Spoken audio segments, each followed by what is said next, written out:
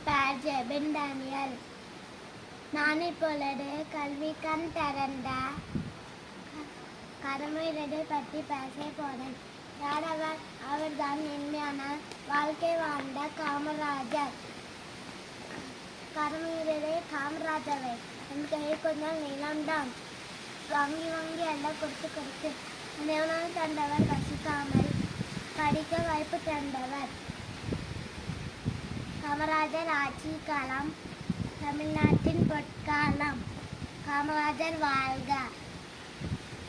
அந்த நன்றி கூறி விடைபெறுகிறேன். நன்றி, வணக்கம்.